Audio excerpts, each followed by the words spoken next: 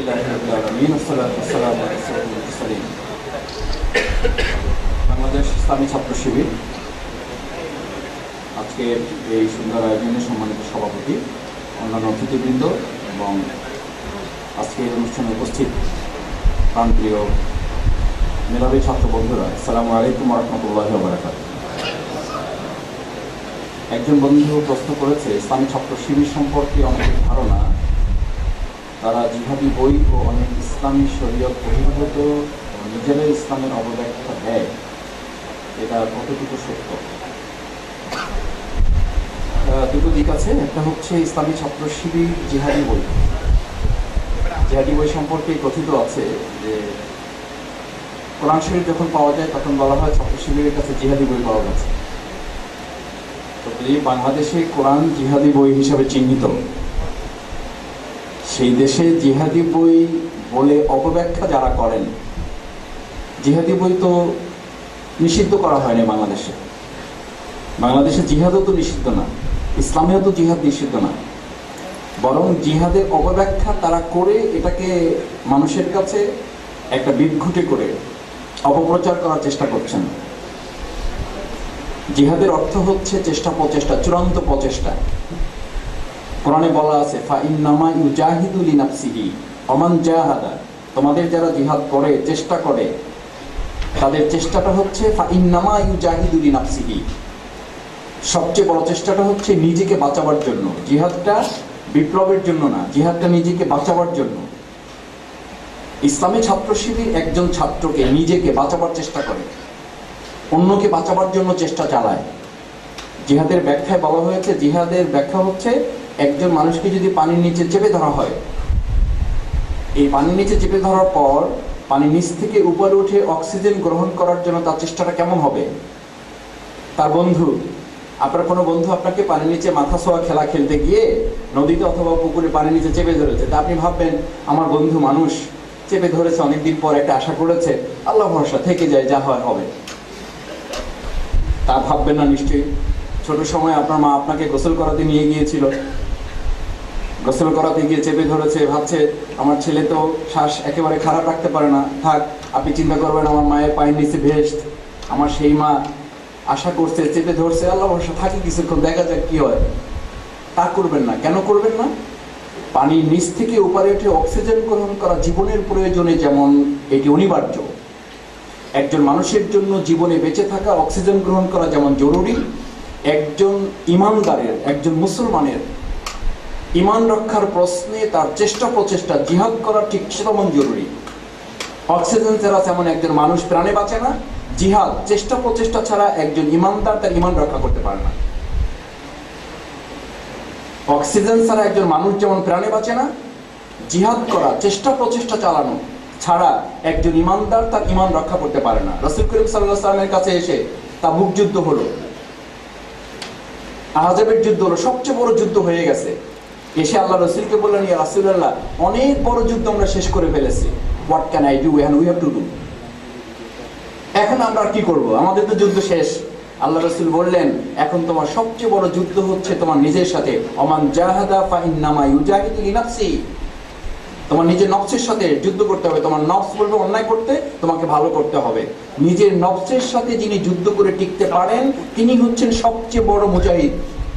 আর আমাদের মুজাহিদ বলা হয় এখনকার সময়ে যারা অপব্যাখ্যা করেন, যিনি সবচেয়ে বড় বোমাটা মারতে পারেন। আমরা ছাত্র শিবির বলি, যিনি সবচেয়ে বোমাটা মারতে পারেন তিনি মুজাহিদ না, ইসলামকে ছোট করার চেষ্টা করছেন। আর ছাত্র শিবির তার থেকে মুক্ত করে একজন ছাত্রকে, একজন যুবককে অন্যায় থেকে নিজেকে বাঁচিয়ে রাখার জন্য সবচেয়ে চেষ্টা যিনি করছেন, তার নাম আমরা দিই মুজাহিদ, এবং আল্লাহ রাসূল তাকে মুজাহিদ বলেছেন। আমরা সেই চেষ্টাই করছি। একে যদি কোরআনের বিপক্ষে বলেন, তাহলে কোরআনের আয়াত আমাদের কাছে আছে, আল্লাহ রাসূলের আয়াত, হাদিস আমাদের কাছে আছে। এখন সেই বইগুলো, যে কথাগুলো যে বইতে লেখা আছে, সেই বইগুলোকে জিহাদি বলে চালিয়ে দেওয়াটা নিশ্চয়ই তাদের দায়িত্ব হওয়ার কথা না। ওই বই তাদের কাছেও আছে, যারা আমাদেরকে বলেছে, আমরা তাদেরকে বলেছি এই বই আপনি খোঁজ নেন, আপনার ছেলে কাছে, আপনার বাড়িতে আছে। বলছে হ্যাঁ, তা তো দেখেছি বাড়িতে, দু একটা বই আমিও পড়েছি, কিন্তু এখন তো আমাদের এটা করা ছাড়া কোনো উপায় নেই।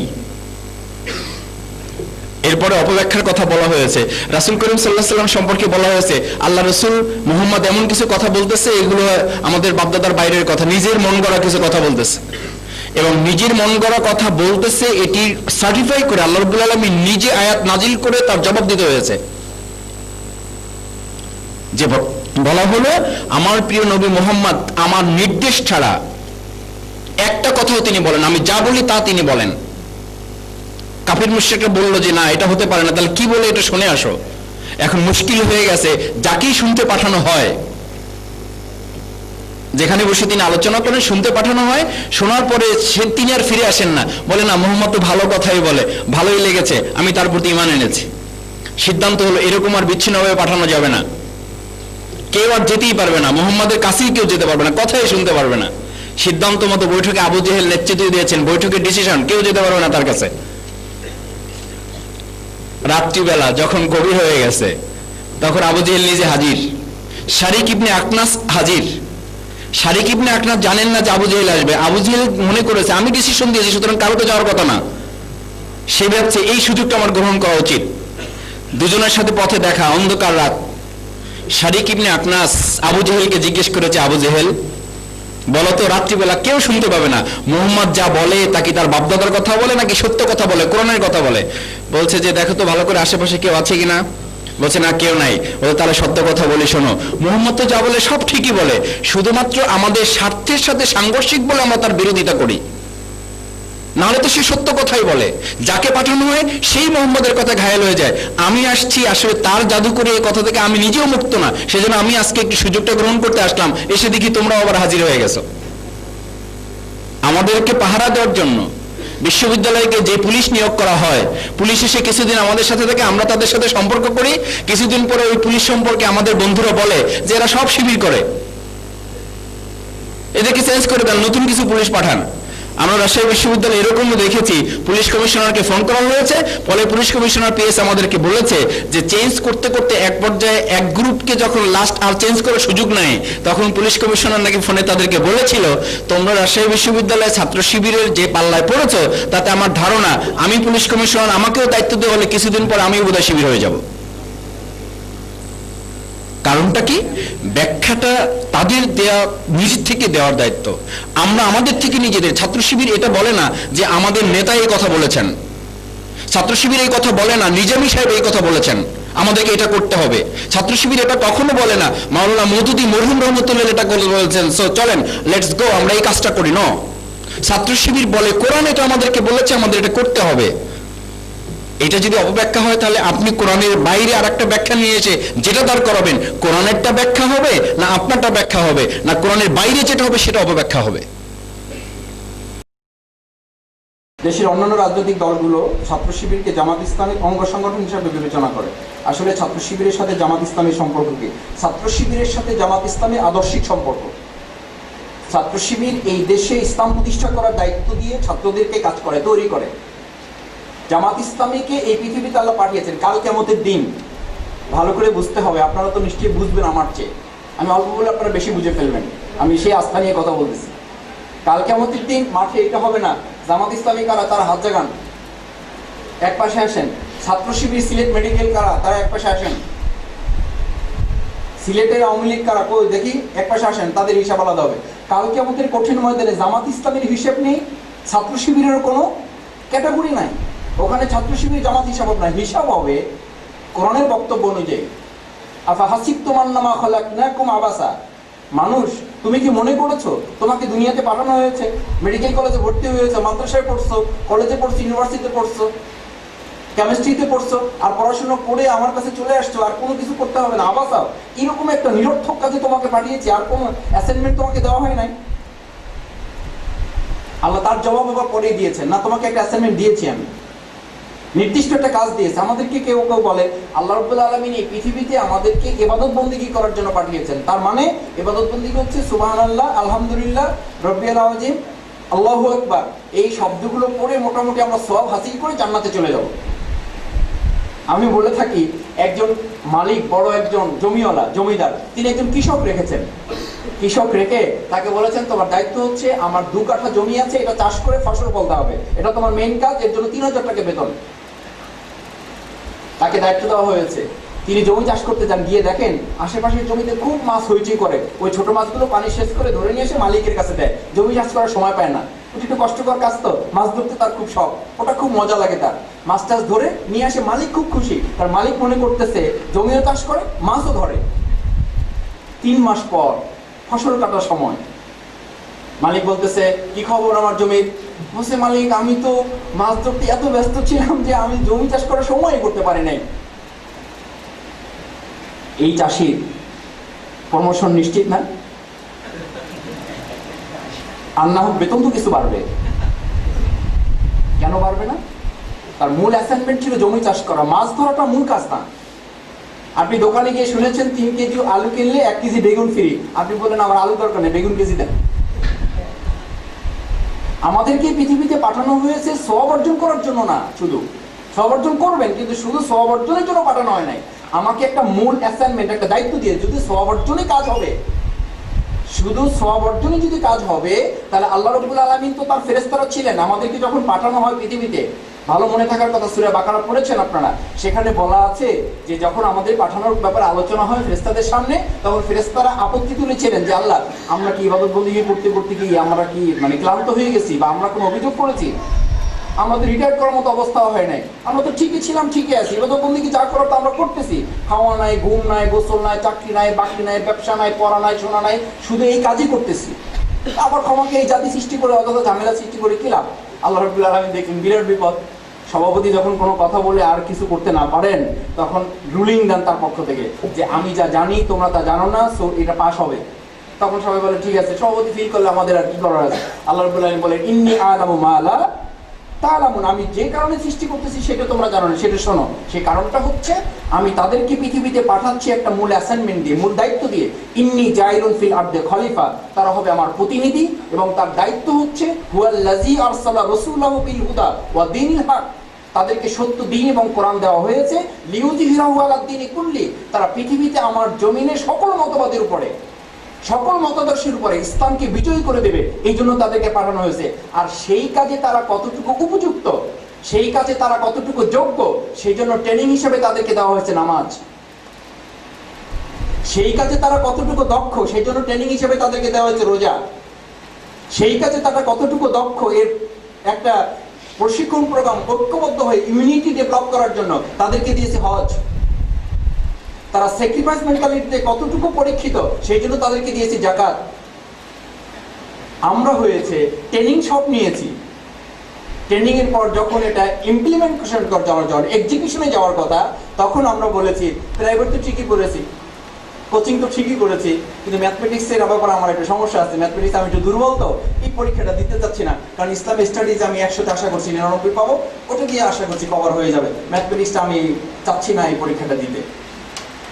আমরা ইসলামিক স্টাডিজে 99 পেয়েছি, কিন্তু ম্যাথমেটিক্সে ভয়ে পরীক্ষা দিতে যাচ্ছি না, কারণ এটা একটু কষ্টকর। অথচ এই ম্যাথমেটিক্সের জন্য আপনি প্রাইভেট করেছেন, টিউশনিং করেছেন, কোচিং করেছেন, সব কিছু করেছেন, যখন পরীক্ষার সময় আসছে তখন এটা অ্যাভয়েড করেছেন। পাস না ফেল? কেন ফেল? মূল দায়িত্ব থেকে যদি আপনি নিজেকে আড়াল করে রাখেন, তাহলে আপনি এটা করতে পারবেন না। ছাত্র শিবির এবং জামাতের সাথে সম্পর্ক হচ্ছে, জামাত ইসলামী আল্লাহর জমিনে আল্লাহর দ্বীন প্রতিষ্ঠা করার জন্য একটা লেভেলে কাজ করে, ছাত্র শিবির ছাত্র অঙ্গনে কাজ করে, একই লক্ষ্য নিয়ে কাজ করে। ছাত্র শিবিরের লক্ষ্য হচ্ছে ছাত্রদের মাঝে ইসলামের আদর্শ পৌঁছিয়ে তাদেরকে মৌলিক পরিবর্তন সাধন করে আল্লাহর জমিনে আল্লাহ দ্বীন বাস্তবায়নের একজন উপযুক্ত যুবক, জান্নাতি মানুষ হিসেবে তৈরি করা। আর জামাত ইসলামী কর্মময় জীবনে যারা ব্যস্ত আছেন তাদেরকে ইসলামী আন্দোলন বুঝিয়ে, তাদেরকে ইসলামী আন্দোলন, ইসলামী রাষ্ট্রের একজন উপযুক্ত নাগরিক হিসেবে তৈরি করে দেওয়া। কিন্তু প্রত্যেকে তার আলাদা জায়গায় তিনি তার দায়িত্ব পালন করেন। আমি ইসলামের সেবায় নিজেকে নিয়োজিত করতে চাই, কিন্তু কাউকে ইসলামের কথা বললে, কোরআন পড়লে, নিয়মিত নামাজ পড়লে ছাত্র শিবির কর্মী বলে ঠাট্টা করে, আমার সহপাঠীর এবং আরো অনেকে আমার সম্পর্কে উল্টাপাল্টা কথা বলে। আমার প্রশ্ন হচ্ছে, কোন রাজনৈতিক দলের সাংগঠনিক কর্মী আমি কিভাবে ইসলামের দাওয়াত সবাইকে দিতে পারি? আপনাকে ঠাট্টা করবে না কেন? আমরা কত বড় মেরিটোরিয়াস হয়ে গেছি যে আমি এত সুন্দর করে দাওয়াতি কাজ করবো যে আমার কেউ বিরোধিতা করবে না? তাহলে মাইকেল এইচ হার্ট সবকিছুর উপর আমাদের প্রিয় নবী রাসূল সাল্লাল্লাহু আলাইহি ওয়াসাল্লামকে স্থান করে দিলেন। জর্জ বার্নার্ড শা, আমি ক্লাস 8-এ যখন তার উদ্ধৃতি পড়ি, আব্বা পাশে বসেছিলেন, আব্বাকে আমি জিজ্ঞেস করলাম যে আব্বা, উনি কি আমাদের ইসলামী দলের কোনো লোক? কেন? বলছে উনি বললেন যে জর্জ বার্নার্সের উক্তি হচ্ছে এই ঝঞ্ঝা বিক্ষুব্ধ গোটা পৃথিবীতে যদি এক নায়ক মোহাম্মদকে দায়িত্ব দেওয়া হয় তাহলে এই ঝঞ্ঝা বিক্ষুব্ধ পৃথিবীতে আবার শান্তি ফিরিয়ে নিয়ে আসা সম্ভব। তো আমাদের মোহাম্মদের ব্যাপারে জর্জ বার্নার্স এত সুন্দর কথা বলো, নিশ্চয়ই আমাদের লাইনের কোনো লোক হবে। বলছে না বাবা, সে তো মুসলমানই না। সেই মোহাম্মদ সাল্লাল্লাহু আলাইহি সাল্লাম ইসলামী আন্দোলনের দাওয়াত যখন দেন নাই, ব্যক্তি মোহাম্মদ যখন মানুষের কাছে কথা বললেন, শত্রু তার কাছে আমানত রাখে, শত্রু তার কাছে অর্থ জমা রাখে, তার নাম দেয় আস-সাদিক, তার নাম দেয় আলামিন। তিনি পাহাড়ের পাদদেশে দাঁড়িয়ে বললেন, এলাকাবাসী, আমার প্রিয় সম্মানিত অধিবাসীরা, তোমরা কি আমার কথা বিশ্বাস করো? আমি তোমাদেরকে একটা সংবাদ দিতে চাই। বলছে অবশ্যই বিশ্বাস করি, কারণ আপনি উপরে আছেন, ওপাশে কি আছে আপনি দেখতে পান, আর আপনি কখনো মিথ্যা বলেন না, আপনার কথা আমরা বিশ্বাস করি। বলছে তাহলে তোমরা সবাই বলো কুলু লা ইলাহা ইল্লাল্লাহ। এই কথা বলার সাথে সাথে সবাই বলছে হ্যাঁ মোহাম্মদ আপনিও বিশ্বাস করি, আপনার নাম আলামিন, আমরাই তো দিয়েছি, সবাই আমরা কর্ম করে নিলাম লা ইলাহা ইল্লাল্লাহ। That is what is the problem? তখন তার প্রতি কমলা, আপেল, আঙ্গুর, খেজুর, গরু, ছাগল, হাঁস, মুরগি যার কাছে যা ছিল আপনার কাছে হাজির করলেন, কারণ আপনি এত সুন্দর কথা বলেছেন যে এই সব আপনার প্রাপ্য। কমলা, আঙ্গুর, আপেল, খেজুর এগুলো ছুরি মেরেছিল না পাথর ছুরি মেরেছিল? What is the problem? সেই আমার প্রিয় নবীকে পাগল উপাধি দিয়েছিল তো তারাই। প্রবলেমটা কি? তিনি ইসলামের কথা বলেন, তাকেই তারা কবি উপাধি দিয়েছিল। প্রবলেমটা কি? তিনি ইসলামের কথা বলেন। যে ইসলামের কথা বলে আমার প্রিয় নবী রাসূল করিম সাল্লাল্লাহু আলাইহি সাল্লাম পাগল উপাধি পাবেন, কবি উপাধি পাবেন, জাদুকর উপাধি পাবেন, সেই ইসলামের কথা আপনি বলবেন, আপনাকে কেউ কটাক্ষ করে কথা বলবেন না, তাহলে এক কথায় কি আমি বলবো যে আমাদের রাসূল সাল্লাল্লাহু আলাইহি সাল্লামের কি আমরা ভালো করে দাওয়াত দিতে শিখেছি, যার কারণে আমাদের কথায় কেউ গালি দেয় না, আমাদের কথায় কেউ আপেল, আঙ্গুর, খেজুর, মুরগি, হাঁস, গরু, ছাগল, ডাব, পেঁপে সব হাজির করে আমাদের কাছে? যে ইসলামের কথা বলে আমার প্রিয় নবী পাথরের আঘাত খেলেন, দামদাম মোবারক শহীদ হলেন, সেই ইসলামের কথা আমি বলবো, আমার প্রতি আঘাত আসবে না, আমাকে সবাই সম্মান করবে, সবাই এসে আমার সাথে আপোষ করবে। What is the difference between ইসলাম?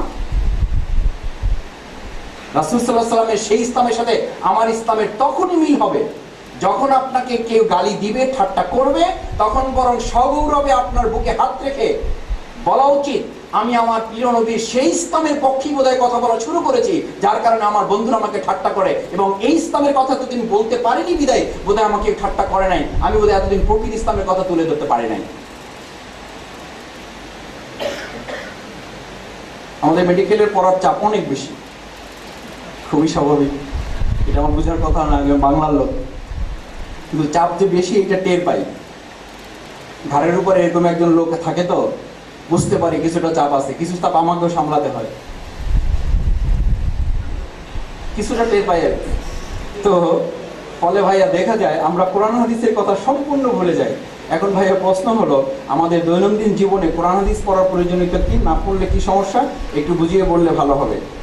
এখানে আমরা আপনার আসার পর থেকে দেখতেছি আমাদের ভাইয়েরা তাদের পড়ালেখা এবং ব্যক্তিগত কাজকে কোরবানি করে আমাদের খোঁজখবর নেয় বা শিবির সংগঠনের কাজকর্ম করে। এটা কি তাদের জন্য ভালো না খারাপ?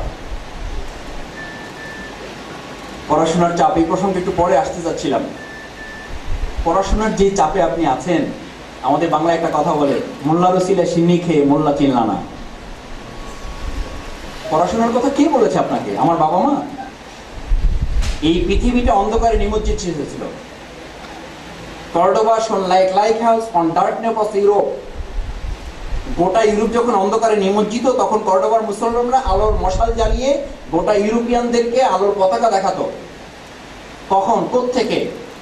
যেই কোরআন আপনি পড়ার সময় পান না, সেই কোরআনই তো প্রথম মানুষকে পড়ার জন্য বলেছে, এই কোরআন, আর সেই কোরআনই আপনি পড়ার সময় পান না। যেই কোরআন এই পৃথিবীতে না আসলে মানুষ পড়া কি তা বুঝতো না। কোরআন নাজিলের আগ পর্যন্ত আবু জেহেল পড়াশোনা কিছু জানতো, তার নাম ছিল আবুল হেকাম। যখন কোরআন চলে আসলো, কোরআন আসার পর এই বুদ্ধিমানের পিতা অর্থাৎ আবুল হেকাম, বুদ্ধিমানের পিতার নাম দেওয়া হলো আবু জেহেল, মানে সে সব পড়ে, কি পড়ে না? ভাইরা আমার প্লিজ এক্সকিউজ মি, আমি যদি এখন আমাদেরকে আমরা বলি যে আমিও আবু জেহেল সব জানি, মেডিকেল জানি, সায়েন্স জানি, কেমিস্ট্রি জানি, বায়োলজি জানি, বাংলা জানি, ইংরেজি জানি, হিন্দি জানি, ফার্সি জানি, but not Quran, but I am Abul Hakam, মানে আমি বুদ্ধিমানের বাপ। এই পৃথিবীতে তো সেই যুগের লোকেরাই জানতো না, সেই যুগের লোকেরাই বললো যে আবু জেহেল কোরআন জানে না, সে আবু জেহেল আবুল হেকাম হতে পারে না, সে আবু জেহেল। আজকালকার যুগে কেউ খুশি হয়ে তার সন্তানের নাম আবু জেহেল রাখছে, এরকম শুনেছেন? যে আমার ছেলের নাম আমি আবু জেহেল রাখতে চাই, কারণ সে খুব জ্ঞানী ছিল, তার নাম ইতিহাসে লেখা আছে, আমার ছেলের নামও আমি আবু জেহেল রাখতে চাই। ইভেন হিন্দুরা, খ্রিস্টানরা কেউ রেখেছে? আমেরিকায় শুনেছেন তার ছেলের নাম রাখছে আবু জেহেল? রাখবে না।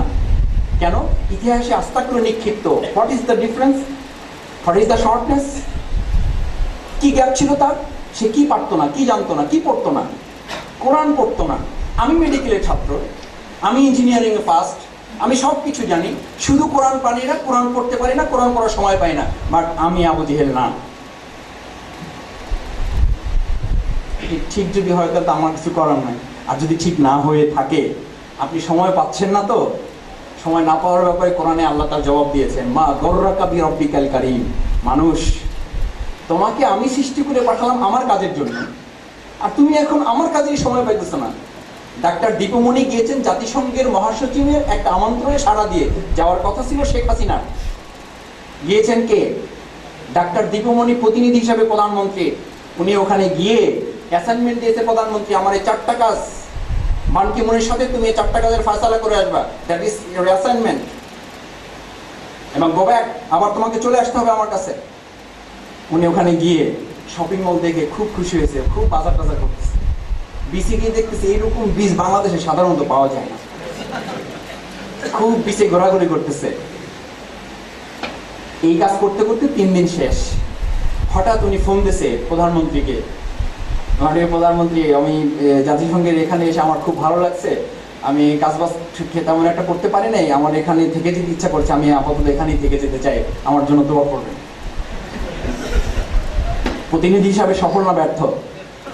ব্যর্থ। ওনাকে ওখানে বেড়ানোর জন্য পাঠানো হয় নাই, উনি ব্যক্তিগত সফরে যান নাই। কি সফরে গিয়েছেন? রাষ্ট্রীয় সরকারি সফর। It's absolutely government tour, it's not personal tour. আপনি পৃথিবীতে এসেছেন, ইট is not personal tour, it's absolutely কি ট্যুর? আপনি অ্যাপ্লিকেশন করে আসেন নাই, আল্লাহ রে আমি দুনিয়াতে যাইতে চাই, এরকম কে কটা অ্যাপ্লিকেশন জমা দিয়েছেন আল্লাহর কাছে আসার আগে? আপনাকে পাঠানো হয়েছে প্রতিনিধি করে। কার প্রতিনিধি? সেই প্রতিনিধি কি কাজ আপনার তা তিনি লিখে দিয়েছেন, যে আবার তোমাকে ফিরে আসতে হবে, তাও বলে দিয়েছেন। ফিরে আসার পর রিপোর্ট করা হবে, রিপোর্টের জবাবদিহি করতে হবে, তাও বলে দিয়েছেন। ডাক্তার দীপমণি যখন যান, এখানকার সংস্থার লোকেরা তার সাথে থাকে না? থাকে না, কারণ এটা সরকারি সফর। ওখানকার লোকেরা তার সাথে গোয়েন্দাগিরি করে না? করে না, বিকজ তিনি রাষ্ট্রীয় ট্যুরে গিয়েছেন। আবার রাষ্ট্রের বিরুদ্ধে কিছু করেন কিনা খোঁজ খবর রাখেন, বাথরুমে গেলেও 2 জন পাশে দাঁড়ায় থাকেন। উনি যদি বলেন আমি এখন এইসব করতে চান, আমি একটু বিচে যেতে চাই, তাহলে একটু পরে আসতে হবে। ব্যক্তিগত সফরে আসেন, যা খুশি তা করেন, কোনো অসুবিধা নাই। উনি যদি বলেন যে আমি তো কোনো কাজ করে না, বাংলাদেশে আর ফেরত যেতে চাই না, বাংলাদেশ থেকে রেড অ্যালার্ট জারি করে ওনাকে ধরে নিয়ে আসা হবে, কারণ ওকে স্থায়ী থাকার জন্য পাঠানো হয় নাই, বাংলাদেশে ফিরে আসা হবে, এই শর্তে তাকে পাঠানো হয়েছে। আমরা এখন বাংলাদেশে এসে, পৃথিবীতে এসে আল্লাহকে বলতেছি যে আল্লাহ আমার এখানে এত ভালো লাগছে যে আমি আর আপাতত যেতে চাই না, আমার এখানে খুব ভালো লাগছে, এখানে তো থাকার ব্যবস্থা করে দাও। হবে? আপনি যে রাষ্ট্রীয় সফরে, গভর্নমেন্ট সফরে আসছেন, তার প্রমাণ হচ্ছে আল্লাহর পক্ষ থেকে আপনার জন্য গোয়েন্দা সংস্থা আছে না নাই? নাই।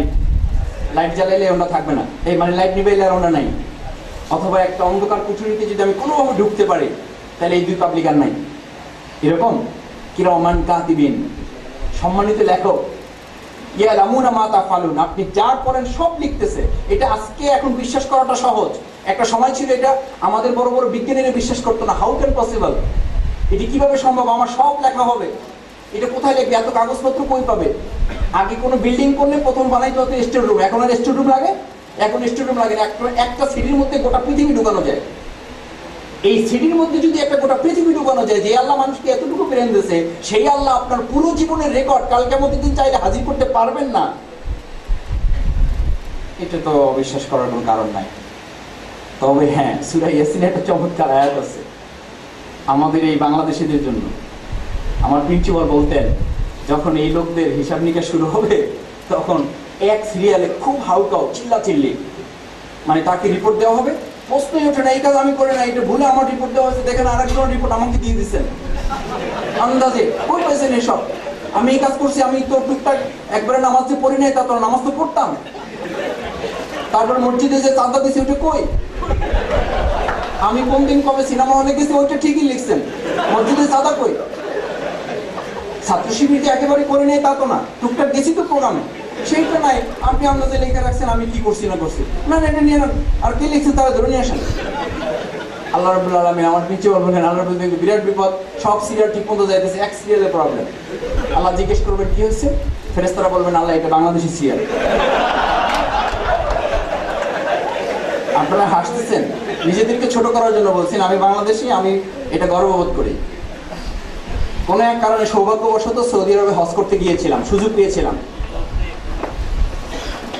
এয়ারপোর্টে উঠতে গিয়ে এইটা সৌদি এয়ারলাইন্স, এটা বাংলাদেশি এয়ারলাইন্স, এটা কানাডা, এটা ফ্রান্স, এটা নাইজেরিয়া, এটা অস্ট্রেলিয়ান, সবাই ঠিকঠাক মতো যাইতেছে। জনৈক হাজি এসে নাইজেরিয়ান পুলিশকে জিজ্ঞেস করছে, তার তর্জমাটা হচ্ছে এরকম যে এখানে বাংলাদেশি সিরিয়াল কোনটা, আমি বাংলাদেশি লাইন খুঁজছি। নাইজেরিয়ান পুলিশের জবাব হচ্ছে, আপনি বাংলাদেশি সিরিয়াল খোঁজার কোনো দরকার নেই, জাস্ট কয়েক সেকেন্ড দাঁড়ায় থাকেন, যেখানে হাউকাও বেশি দেখবেন ওই লাইনে দাঁড়ায় যাবেন। ঠিক কিছুক্ষণ পরে দেখা গেল যে পুরো হট্টগোল চলতেছে। এক লাইন এসে বলছে যে আপনি কি বাংলাদেশি, বলছে দেখলে বুঝতে পারতেছেন না যে ঝামেলা চলতেছে না। প্রিয় ছাত্র বন্ধুরা, কথাটা হাসির জন্য বলিনি, কথাটা বলেছি এই জন্যে যে আপনি যে প্রশ্ন করেছেন কোরআন পড়ার সময় পান না, সময় পেতে হবে। কোরআনের বর্ণনা হচ্ছে, আমি বলেছি না যে আমার কোনো কথা শোনাবার জন্য আসি নাই। আমার কথা আপনি শুনবেন কেন? আমি তো আমার কোনো প্রিন্সিপালের কথা শোনানোর জন্য আসি নাই, আমার কোনো রাজনৈতিক নেতা, আমার কোনো গুরু, তার কথা শোনাবার জন্য আসি নাই। কোরআন কি বলছে আপনাকে জানেন? কালকে আমাদের যে যারা কোরআন পড়তে পারেন নাই, কোরআন পড়ার সুযোগ যাদের হয় নাই, কোরআন পড়লে যাদেরকে ব্যাকডেটেড মনে হতো, কোরআনের আয়াত বললে আপনারা বলেন, আমি আমার ইউনিভার্সিটি ক্লাসে ছাত্রছাত্রীদেরকে বলি যে আমি তোমাদেরকে বাংলা পড়াতে পড়াতে দুই একটা আয়াত বললি, তোমরা মনে করো ও আচ্ছা স্যারকে এতদিন মনে করছেন আমার জন্য তো ব্যাকডেটেড মাদ্রাসায় পড়া হুজুর। আর ঠিক ওই ইংলিশের কথাটা, মানে ওই অ্যারাবিক কথাটাই কোরআনের আয়াতটা কি আমি যদি ইংলিশ করে বলি, আরে বাবা আমাদের স্যার বাংলা পড়ান কিন্তু ইংলিশও জানেন, বিরাট স্মার্ট লোক। যদি শুধু বলি ইন্নাল্লাহা লা ইউগাইয়িরু মা বিকওমিন, জাতির পরিবর্তন হবে না হাত্তা ইউগাইয়িরু মা বিআনফুসিহিম, তোমার নিজের পরিবর্তন ছাড়া, তুমি তোমার পরিবর্তন করা ছাড়া দেশের এক ইঞ্চি মাটি পরিবর্তন হবে না, ভাগ্যের পরিবর্তন হবে না। এটি ইংরেজিতে বললে ওরে বাবা একেবারে সদ্যজাত মঙ্গল গ্রহ থেকে এখন আবিষ্কার হয়েছে, এখন জাস্ট নাও, বদলে যাও বদলে দাও। এটা কার কথা? কোরআনের কথা না, এটা প্রথম আলোর কথা।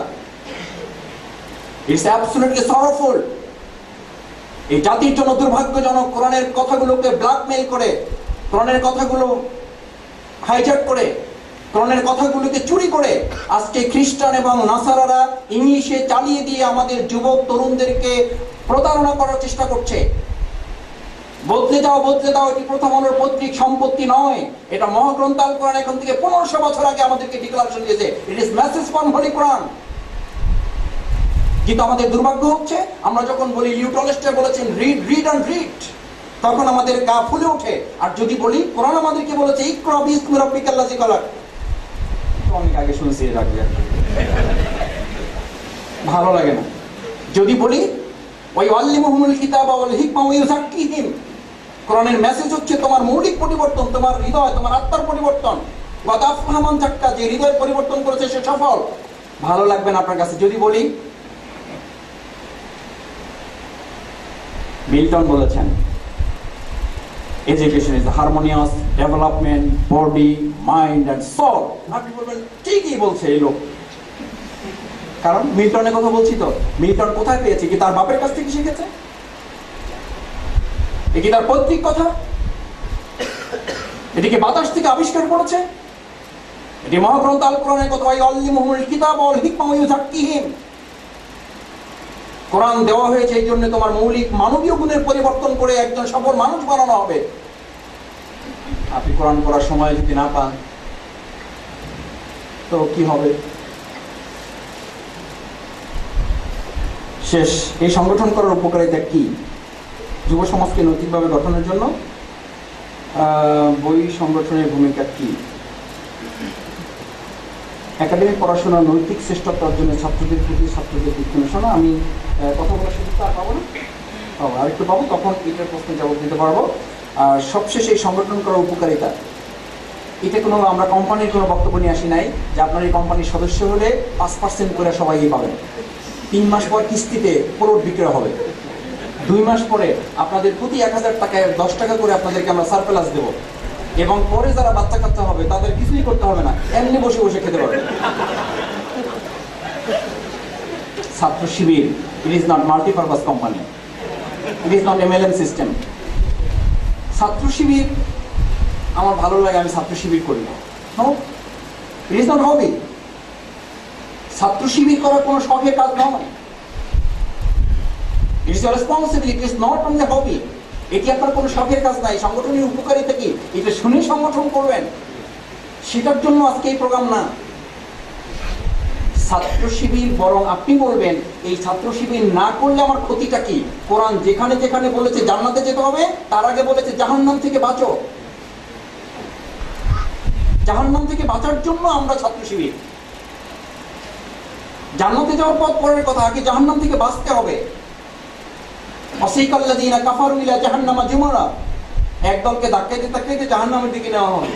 যখন গেটে গিয়ে হাজির হবে, গেটম্যান তো বুঝিনি, গেটম্যানের হাদিসে বর্ণনা আছে তার চোখের দিকে একবার তাকাইলে মোটামুটি 3 দিনের পানি পিপাসা একসাথে জমা হবে। তো গেটম্যান বলবে এখানে কেন, নাম কি? বলে আব্দুর রহমান। নাম তো সুন্দর, এই জাহান্নামের গেটে কেন? আব্দুর রহমানের তো এখানে আসার কথা, আব্দুর রহমান না যাবে জান্নাতে, তুমি এখানে কেন? ওয়াকালা লাহুম খাজানাতুহা, ওখানকার দারোয়ান জিজ্ঞেস করবে এখানে কেন? আলাম ইয়াতিকুম রাসূলুম মিনকুম, তোমার কাছে রাসূল যায় নাই? ইয়াতলুনা আলাইকুম, কোরআনের আয়াত কি তেলাওয়াত করো নাই? ইউনজিরুনা লিকা ইয়াউমিকুম হাযা, আজকের এই দিনে আল্লাহর সাথে দেখা হবে, হিসাব দিতে হবে, এই কথা কি তোমাকে কেউ বলে দেয় নাই?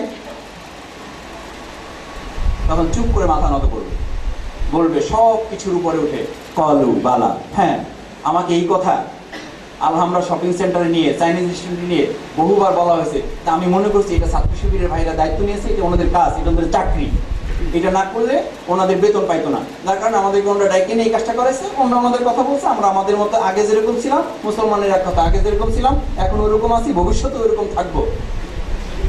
আমরা এক কান দিয়ে শুনছি আর এক কান দিয়ে বের করেছি।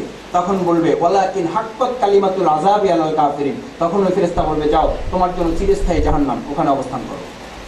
এই সংগঠনের উপকারিতা কি? তার চেয়ে বড় কথা হচ্ছে এই সংগঠন না করলে অপকারিতাটা কি? না করলে তো আপনার ঈমান রক্ষা করার কোনো সুযোগ নেই। আমাকে যদি কেউ বলে শুধু নামাজ পড়ে আপনি ভেস্তে যেতে পারবেন, আল্লাহর কসম আমি এই দায়িত্বপূর্ণ সংগঠনে 1 সেকেন্ড থাকবো না। ওই যে যদি আলু না কিনে বেগুন পাওয়া যায় ফ্রি, তা আমি বেগুন কেজি নিয়ে জান্নাতে যেতে আমার অসুবিধা কি? কিন্তু আমাদের মধ্যে কেউ কেউ আমাদেরকে এখন শেখাচ্ছেন এই ছাত্র শিবিরের মতো সংগঠনে গিয়ে জীবন মুক্তির ঝুঁকি, তারপরে মিথ্যা মামলা, তারপরে তোমার বিরুদ্ধে অপচয়, তারপর তোমার বিরুদ্ধে কটাক্ষ করা, তারপরে তোমার বিরুদ্ধে অপবাদ, এই সব তোমার ঝুঁকি নেওয়ার দরকার কি? এই ছাত্র শিবির করার প্রয়োজনটা কি তোমার?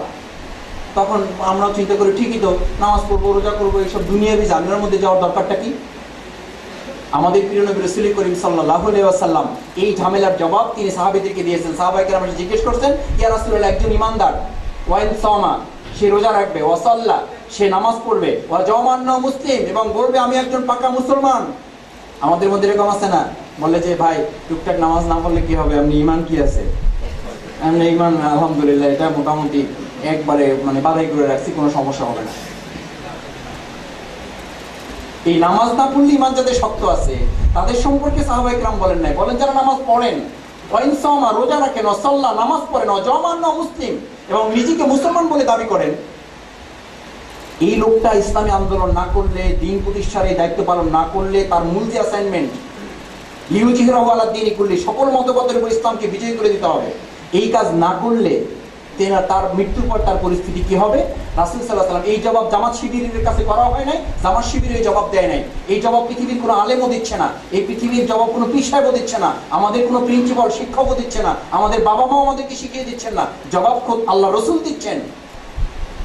ফাহুয়া মিন জুসি জাহান্নাম, নামাজ পড়বে, রোজা রাখবে, ইমানদার বলে দাবি করবে, আল্লাহর দ্বীন প্রতিষ্ঠার জন্য চেষ্টা করবে না, মৃত্যুবরণ করার পর এই নামাজি লোক, এই রোজাদার লোক, ফাহুয়া মিন জুসি জাহান্নাম, সে কোথায় যাবে? ছাত্র শিবির আজকে আপনাদেরকে সমবেত করেছে এই প্রশ্নের জবাব দেওয়ার জন্য। এই সংগঠন না করলে, এই সংগঠন ছাত্র শিবির, আপনি ছাত্র শিবির করেন না, আমি আবারও বলি, ছাত্র শিবিরের বাইরে হয়তো আমাকে বলবেন মাসুদ ভাইকে এত কষ্ট করে নিয়ে আসলাম আর সে শিবিরের বিরুদ্ধে কথা বলতেছে। কেউ ছাত্র শিবির করেন না, নাথিং, কোনো দরকার নেই। কিন্তু আসুন আমরা ইসলাম প্রতিষ্ঠার জন্য ভূমিকা পালন করি, আর সেই ইসলাম প্রতিষ্ঠার ভূমিকা পালন করতে গিয়ে আল্লাহ রাসূল যে প্রক্রিয়া করেছেন সেই প্রক্রিয়ার সাথে যদি ছাত্র শিবিরের ন্যূনতম সম্পর্ক থাকে তাহলে আপনার ইমানের দাবি হচ্ছে এই সংগঠনের সাথে সম্পৃক্ত হয়ে আপনার ভূমিকা পালন করা। সেই আহ্বান জানানোর জন্যই আপনার সংগঠন। যুব সমাজ, সাথী, কর্মী, সমর্থক, সদস্যগুলো কি, এগুলো হবার প্রয়োজনীয়তা কি? এগুলো হবার প্রয়োজনীয়তা আছে। আপনি এখানে কে আছেন যে ফার্স্ট ইয়ারে ভর্তি হয়েছেন, সবাইকে আদর করে, ফার্স্ট ইয়ারে ভর্তি হলে সবাইকে রিসিপশন দেওয়া হয়, খাবার দাবার, প্যাকেট, বিভিন্ন রকম গিফট আছে। এখন কে সিদ্ধান্ত নিয়েছেন যে ফার্স্ট ইয়ারে যেহেতু এত সুযোগ সুবিধা, আমি ফার্স্ট ইয়ারে থাকার ব্যাপারে সিদ্ধান্ত নিয়েছি 5 বছর? বলেন। অথবা ক্লাস 8 বৃত্তি পেয়েছিলেন, এখানে অনেকে বৃত্তি পেয়ে বাবাকে বলছেন, বাবা ক্লাস 8 বৃত্তি পেয়েছি, 300 টাকা মাসে, বই ফ্রি। আমি চিন্তা করেছি যেই ক্লাসে ফ্রি পড়া যায় সেই ক্লাসে আজীবন থাকবো, দোয়া করো আমার জন্য। বাবা খুব আগে তাদের করে দোয়া করে দেবে যে এইরকম ছেলে আমার দরকার। এই প্রতিষ্ঠানের জীবনে যদি আপনার ক্লাস পরিবর্তন হয়, ইসলামী আন্দোলনে আপনার ভূমিকার উপরে, আপনার কাজের উপরে, আপনার কার্যকারিতার উপরে আপনার অবস্থার কি হবে? পরিবর্তন হবে। সেই পরিবর্তনের নামই হচ্ছে সহযোগী, সমর্থক, কর্মী, সাথী, সদস্য। রাসূল করিম সাল্লাল্লাহু আলাইহি সাল্লাম সাহাবায়ে কেরামদেরকে এরকম ভাগ করতেন। কাউকে শুধু 10 জন কিনে বসতেন খুব গুরুত্বপূর্ণ মুহূর্তে, কাউকে শুধু বললো যে যারা হচ্ছে আশারায়ে মুবাশশারা, এরা জান্নাতের খবর পেয়ে গেছে, এরা এমন লোক, দুনিয়াতেই তাদেরকে জান্নাতের খবর দিয়ে দেওয়া হয়েছে। আবার আরেকজনকে বলা হয়েছে এমন লোক আমার পরে সে নবী হতো, যদি কাউকে নবী বানানো হতো। এমন লোক সিদ্দিক আকবর, এমন লোক আলী রাদিয়াল্লাহু তাআলা কি বলা হয়েছে? এরকম প্রত্যেককে ক্যাটাগরি করে তার মর্যাদা, তার যোগ্যতা অনুযায়ী ওসমান রাদিয়াল্লাহু তাআলাকে বলা হয়েছে গুণী, সর্বোচ্চ ধনী, ক্যাটাগরি ভাগ করে দেওয়া হয়েছে। সেই জন্য ছাত্র শিবিরে সাথী সদস্য যে বলে আমাদের প্রতিপক্ষ বন্ধুরা কেউ কেউ আমাদেরকে যারা ভুল বুঝেন, ভুল বোঝানোর চেষ্টা করে, বলছে দেখুন ওখানে ক্যাডার সিস্টেম আছে, সদস্য যারা বাবা তাদেরকে তো একে 47 ট্রেনিং আছে, জানো না? তারপরে সাথী যারা তাদের স্টেন গান, আর কর্মী যারা তারা এমনি যে 7 সিস্টারের যে আছে চাকুগুলো আছে ওইটা একবার চাপ দিয়ে 7টা চাকু বাইরে গেছে। আর কর্মী যারা এদেরকে আমি নর্মাল রামদা দেওয়া আছে। আর সহযোগী যারা এরা এখনো দাওটাও পায় নাই, তবে দাও পাওয়ার চেষ্টা করতেছে। That is cadre. ইসলামী ছাত্র শিবির যিনি সদস্য হবেন তার শর্ত হচ্ছে, ফার্স্ট কন্ডিশন, প্রথম শর্ত হচ্ছে তাকে পুরো কোরআন অর্থ সহ একবার তেলাওয়াত করতে হবে। That's too member. এটি একজন ইমানদারের প্রথম কাজ। তিনি ছাত্র শিবিরের সদস্য যিনি পুরো কোরআন অর্থ সহ একবার পড়বেন। তাকে এক শুরু করে ইসলামী লিটারেচার পড়তে হয়, তার মধ্যে হিন্দুদের বই আছে, হিন্দু রাইটারের বই আছে, ইকোনমিক্সের বই আছে, পলিটিক্সের বই আছে, সায়েন্সের বই আছে। এই জন্য আমরা বলে থাকি যিনি ছাত্র শিবির করেন তিনি মাদ্রাসার একজন কামেল পাস ছাত্র, তিনি ইউনিভার্সিটির একজন মাস্টার্স পাস করা ছাত্র। তিনি হয়তো কোনোদিন মাদ্রাসার বারান্দা দিয়ে হাঁটেন নাই, তিনি হয়তো আজীবন মাদ্রাসায় পড়েছেন, কোনোদিন বিশ্ববিদ্যালয়ে হাঁটেন নাই, কিন্তু তিনি মাদ্রাসায় পড়ার একজন কামেল পাস ছাত্রের যোগ্যতা অর্জন করবেন। That's too member. তিনি ছাত্র শিবিরের সদস্য। যিনি সাথী তিনি কমপক্ষে ছাত্র শিবিরের একটা বড় অংশ সিলেবাস তিনি শেষ করবেন। That's too associate. আসুন না আমরা সেই প্রতিযোগিতায় লিপ্ত হই, এবং সেই প্রতিযোগিতায় দুনিয়া এবং পরকালে উভয়ের সার্থকতা নির্ভর করে। আল্লাহ আমাদেরকে তৌফিক দান করুন।